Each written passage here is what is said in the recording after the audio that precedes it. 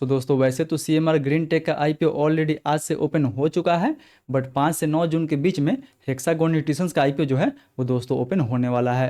इसलिए आज के इस वीडियो में हम लोग बात करेंगे हेक्सागोन न्यूट्रिशंस आईपीओ के रिव्यू के बारे में कि क्या हमें इस आईपीओ में अप्लाई करनी चाहिए या फिर नहीं करनी चाहिए।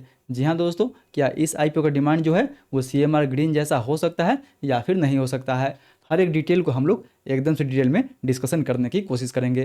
तो आप बस इस वीडियो के अंत तक बने रहें ताकि ओवरऑल आपको इस आईपीओ में अप्लाई करनी चाहिए या फिर नहीं करनी चाहिए उसका एक बेटर व्यू मिल सके। तो फिर चलिए बिना आपका समय गंवाए सीधा वीडियो में आगे बढ़ते हैं। लेकिन उससे पहले दोस्तों आपसे रिक्वेस्ट है कि अगर आपने अभी तक इस चैनल को सब्सक्राइब नहीं किया है तो मेक श्योर इस वीडियो को लाइक कर दे एंड चैनल को भी जरूर सब्सक्राइब कर ले। अब चलिए आगे बढ़ते हैं और सबसे पहले एज यूजुअल बात कर लेते हैं इस कंपनी के बिजनेस के बारे में कि आखिर दोस्तों ये कंपनी काम क्या करती है, कंपनी का मेन रेवेन्यू सोर्स क्या है, यानी कंपनी जो रेवेन्यू है वो दोस्तों कहाँ से आता है। सो वैसे अगर बात करें इस कंपनी के बारे में तो दोस्तों ये company nutritions and health oriented company है जो vitamins, minerals, protein supplement and even food fortification वाला प्रोडक्ट जो है वो दोस्तों बनाने का काम करती है। वैसे कंपनी का शुरुआत तो 1993 में हो चुका था और आज ये इंडिया के साथ साथ कई बड़े कंट्री को अपना जो सामान है वो दोस्तों एक्सपोर्ट करती है। कंपनी अपने इन प्रोडक्ट को मोर देन 70 कंट्री में एक्सपोर्ट करती है, जैसे अफ्रीका,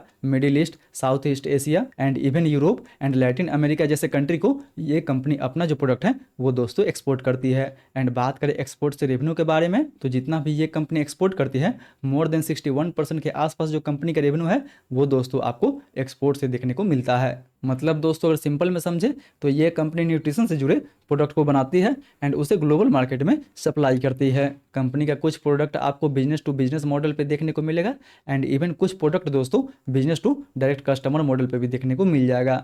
वहीं इन सब के अलावा अगर बात कर ले दोस्तों कंपनी के फंडामेंटल के बारे में तो नो डाउट कंपनी का फंडामेंटल आपको यहाँ पे बेटर देखने को मिल जाएगा। जी हाँ, वो या तो कंपनी का रेवेन्यू हो गया, प्रॉफिट हो गया या फिर प्रॉफिट मार्जिन हो गया। हर एक लेवल पे आपको कंपनी का ग्रोथ जो है वो काफ़ी अच्छा देखने को मिल जाएगा। क्योंकि अगर पिछले 2 साल का प्रॉफिट देखा जाए तो पिछले 2 साल में कंपनी जो प्रॉफिट है वो दोस्तों पिछले साल से ऑलमोस्ट आपको डबल देखने को मिलेगी।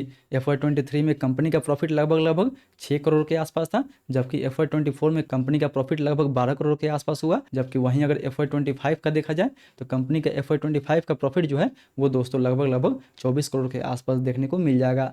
एंड स्टिल अगर FY26 के थर्ड क्वार्टर तक देखा जाए तो थर्ड क्वार्टर तक ये जो कंपनी है ऑलरेडी दोस्तों 27 करोड़ का प्रॉफिट जो है वो जनरेट कर चुकी है। यानी इस बार भी उम्मीद है कि कंपनी का ईयरली बेसिस पे प्रॉफिट आपको बेटर देखने को मिल जाएगा। एंड वही नहीं दोस्तों, इवन आप कंपनी के प्रॉफिट के अलावा अगर कंपनी का मार्जिन भी देखते हैं तो कंपनी अपने मार्जिन को हर साल काफ़ी अच्छा खासा काफ़ी बेटर इंप्रूव कर रही है। फिलहाल अभी कंपनी जो मार्जिन है वो लगभग आपको 10% के आसपास देखने को मिल जाएगा, जबकि वही कंपनी का ROE लगभग आपको 10% के आसपास देखने को मिलेगा। ROC लगभग आपको 17% के आसपास देखने को मिलेगा, जबकि डेट टू इक्विटी इसका लगभग आपको 0.14 के आसपास देखने को मिल जाएगा। यानी दोस्तों ऐसे फंडामेंटल वाइज देखा जाए तो जी हाँ, फंडामेंटल वाइज ये जो कंपनी है वो आपको काफ़ी बेटर नज़र आ सकती है। बट वहीं फंडामेंटल के तुलना में अगर बात कर ले कंपनी के वैल्यूएशन के बारे में कि आखिर ये कंपनी अपना आईपीओ हमें किस वैल्यूएशन पे दे रही है। सो दोस्तों आप यहाँ पे देख ही सकते हैं कि हेक्सागोन न्यूट्रिशंस का पी रेशियो लगभग आपको 26 के आसपास देखने को मिलेगा, जबकि जाइडस वेलनेस का पी रेशियो लगभग 46 एंड इवन नेस्ले इंडिया का पी रेशियो लगभग आपको 88 के आसपास देखने को मिलेगा। यानी ऐसे अगर आप overall P ratio wise calculate करते हैं तो जी हाँ, पी रेशियो वाइज आपको यहाँ पे सस्ता नज़र आ सकता है। बट दोस्तों अगर आप इस कंपनी का रेवेन्यू देखते हैं, नेट एसेट वैल्यू देखते हैं या फिर इवन रिटर्न ऑन नेटवर्थ देखते हैं या फिर मोस्ट इंपॉर्टेंट अगर कंपनी का अर्निंग देखते हैं तो यहाँ पे क्लियरली इस कंपनी का वैल्यूएशन आपको काफ़ी महंगा नज़र आ सकता है। जी हाँ दोस्तों, कंपनी लगभग 2 के अर्निंग पे 25 का पी रेशियो मांग रही है, जबकि ऑलरेडी जाइडस 10 के अर्निंग पे 46 के आसपास ट्रेड कर रही है एंड इवन नेस्ले इंडिया 16 के अर्निंग पे लगभग 88 के आसपास ट्रेड कर रही है। वहीं दोस्तों देखा जाए तो कंपनी का रेवेन्यू भी आपको काफ़ी छोटा देखने को मिलेगा इन दोनों बड़े जाइंट कंपनी के मुकाबले। यानी ऐसे अगर आप आइसोलेट पी रेशियो के हिसाब से देखते हैं तो आपको तो ये कंपनी सस्ता लग सकती है, बट अगर आप दोस्तों ओवरऑल देखते हैं तो जी हाँ दोस्तों, ओवरऑल ये जो कंपनी है वो आपको उतना बेटर वैल्यूएशन पे नहीं मिल रही है। कंपनी जो अपना वैल्यूएशन रखी हुई है वो थोड़ा सा हाई प्रीमियम पे लेके आ रही है।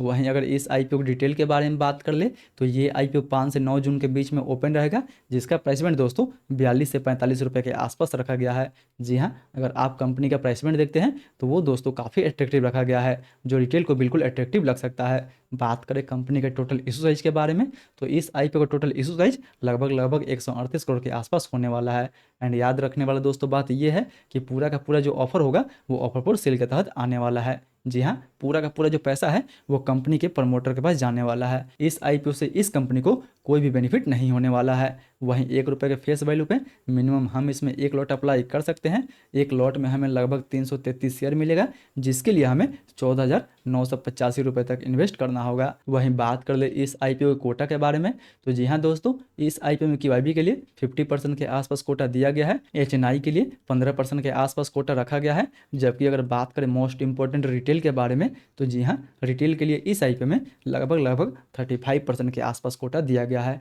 तो अगर आप रिटेल कोटा में अप्लाई करेंगे तो इवन आपके लिए दोस्तों 35% का जो कोटा है वो रिजर्व रखा गया है। सो इन सारे फैक्टर को देखते हुए अब अगर हम बात करें कि क्या हमें इस आईपीओ में अप्लाई करनी चाहिए या फिर नहीं करनी चाहिए, तो अगर सबसे पहले दोस्तों बात कर लेते हैं लिस्टिंग गेंस के बारे में तो फिलहाल आप देख ही रहे हैं कि फिलहाल इसके ग्रे मार्केट में अभी आपको कोई डिमांड देखने को नहीं मिल रहा है। यानी एज पर GMP अगर आप इस आईपीओ में अप्लाई करते हैं तो जी हाँ दोस्तों, बेशक आपको इस आईपीओ में कोई भी लिस्टिंग गेंस देखने को नहीं मिलेगा। इसलिए अगर आप केवल इस आईपीओ में अप्लाई करना चाहते हैं तो फिलहाल तो अभी इस आईपीओ के ग्रे मार्केट में कोई डिमांड नहीं चल रहा है, इसलिए आपको इस आईपीओ में बिल्कुल दोस्तों अवॉइड करनी चाहिए। मे भी अगर इस आईपीओ के दूसरे दिन एंड तीसरे दिन इसके ग्रे मार्केट में लगभग 15% के आसपास तक डिमांड देखने को मिलता है, तब जाके आप इस आईपीओ में लिस्टिंग गेंस के लिए अप्लाई कर सकते हैं।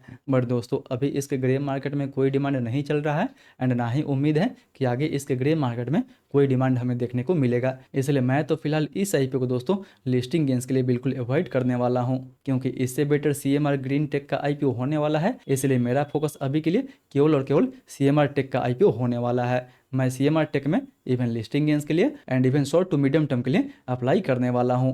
जबकि अगर बात करें हेक्सागोन के बारे में तो फिलहाल इसके ग्रे मार्केट में वैसे अभी कोई डिमांड देखने को मिल नहीं रहा है, इसलिए फिलहाल अभी के लिए ये जो आईपीओ है दोस्तों वो लिस्टिंग गेंस के लिए मैं बिल्कुल अवॉइड करने वाला हूँ। जबकि वहीं अगर बात करें लॉन्ग टर्म या फिर मीडियम टर्म के बारे में तो दोस्तों वैसे देखा जाए तो वैसे कंपनी जो FMCG वाला सेक्टर है वो दोस्तों फॉरेन कंट्री में काफ़ी डिमांड में रहता है। वहीं कंपनी का इवन फंडामेंटल भी ठीक है एंड इवन कंपनी का एक्सपोर्ट प्रेजेंस भी जो है वो भी आपको काफ़ी बेटर देखने को मिलेगा। बट हालांकि दोस्तों ये कंपनी माइक्रो कैप सेगमेंट से बिलोंग करती है, जिसका टोटल मार्केट कैप लगभग 553 करोड़ के आसपास आपको देखने को मिलेगा। यानी इस स्टॉक्स में इवन आपको लिक्विडिटी का इशू देखने को मिल जाएगा। एंड इवन दोस्तों ये आईपीओ काफ़ी छोटा है, लगभग 138 करोड़ का जो पूरा का पूरा जो पैसा है दोस्तों वो कंपनी के प्रमोटर के पास जाने वाला है। वहीं फिलहाल अभी ग्रे मार्केट में भी कोई डिमांड नहीं है, इसलिए दोस्तों फिलहाल मैं इस आईपीओ को लिस्टिंग गेंस के लिए and even long term and medium term के लिए बिल्कुल अवॉइड करने वाला हूं। बाकी अगर ये आईपीओ लिस्ट होता है, लिस्ट होने के बाद अपने आईपीओ प्राइस को सस्टेन करता है, उसके बाद मैं इस आईपीओ में शॉर्ट टर्म के लिए एंट्री जो है वो प्लान कर सकता हूं। बाकी बात अगर अभी के लिए देखा जाए तो अभी के लिए मैं इस आईपीओ को बिल्कुल अवॉइड करने वाला हूं। बाकी बात दोस्तों ये तो था मेरा पूरा व्यू इस आईपीओ को लेकर। आपका क्या व्यू है? आप इस आईपीओ में अप्लाई करने वाले हैं या फिर नहीं करने वाले हैं? एंड अप्लाई करने वाले हैं तो लिस्टिंग गेंस के हिसाब से अप्लाई करने वाले हैं या फिर even medium term long term के लिए अप्लाई करने वाले हैं? वो भी हमें नीचे कमेंट करके जरूर बताएं। एंड हाँ दोस्तों, मार्केट में इन्वेस्ट करना काफ़ी रिस्की होता है, इसलिए आप जो भी डिसीजन ले अपना रिस्क लगाने के बाद ही ले। आई होप आपको वीडियो पसंद आया होगा। अगर वीडियो अच्छा लगे तो वीडियो को लाइक करें, अपने दोस्तों के साथ भी जरूर शेयर करें। फिर मिलते हैं अगले वीडियो में, तब तक स्टिल दोस्तों CMR ग्रीन टेक आईपीओ का फुल रिव्यू नहीं देखे हैं तो ऊपर वाले इस वीडियो को टैप करके इस आईपीओ का आप फुल रिव्यू देख सकते हैं।